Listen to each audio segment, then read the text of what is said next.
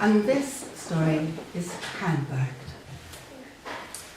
It's not as if that woman really needed it. She looked as if she was doing okay with her fancy designer suit. That wasn't from H&M, I can tell you.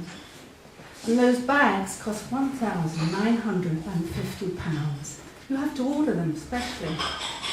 I know, I saw them in Hello magazine in W.H. Smith's the other day. And she'd gone off and left it on the seat. Got a message on her BlackBerry or whatever and rushed outside.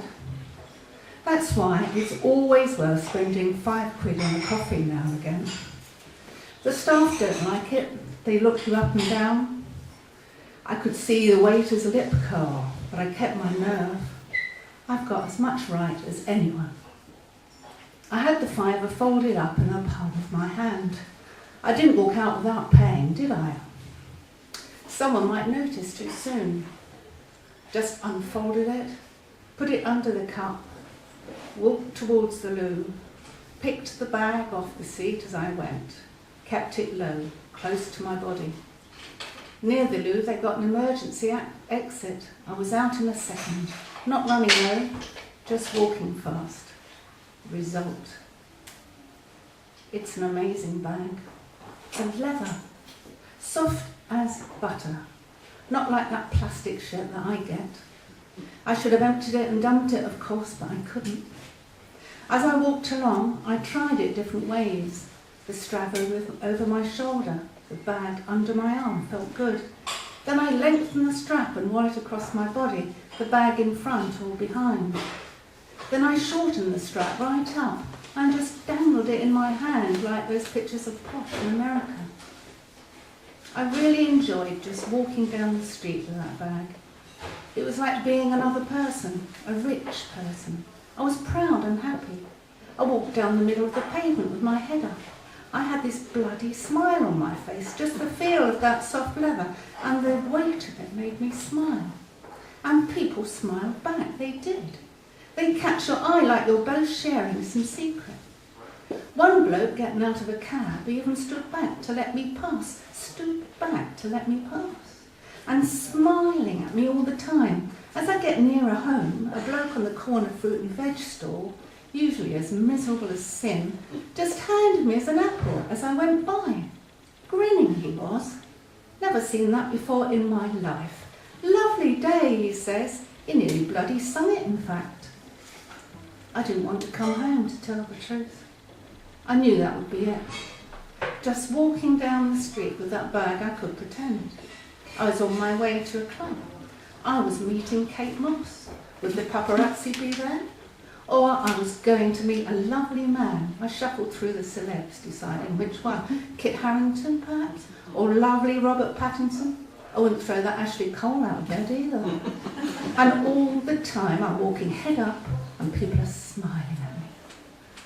As I got nearer home and the streets got crummier, my heart started to sink. I put the bag up under my arm, the strap across to keep it safe. I knew Angie would be waking up and starting to grizzle. There was no food in the place, but I had to get back. What I don't need is to get reported and for her to be taken into care. I do love her, and I wouldn't have got the flat without her. But I spend so much time alone in it, and everything costs money. There's never enough. The bag didn't help there. Not much in it, not even a credit card. Some pills, an inhaler, a bit of makeup.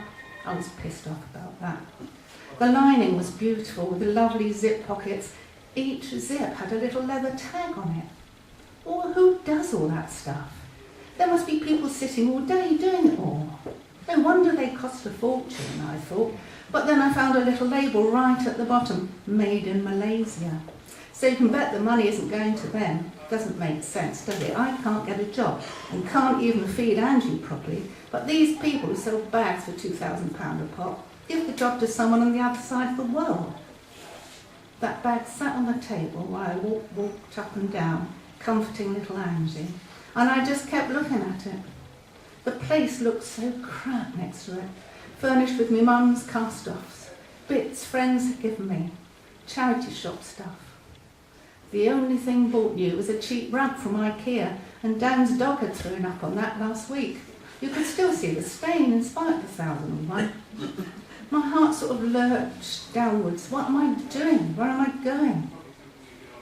I don't usually think like that. Usually it's just day to day. What money do I have? What bills are due? That sort of thing. In winter, it's about how long I can stay out so I don't have to feed the bloody meter, spend on heating. I meet up with mates around someone's flat once a week, have a laugh, but we take the kids with us. Mum sometimes looks after Angie and I go to the pictures, but only in the afternoons now. Since she got that new bloke, I only leave the baby there when he's at work. There's just something about him. I don't say anything, mind, or I'd never see Mum again, most likely. It doesn't do to think about the future.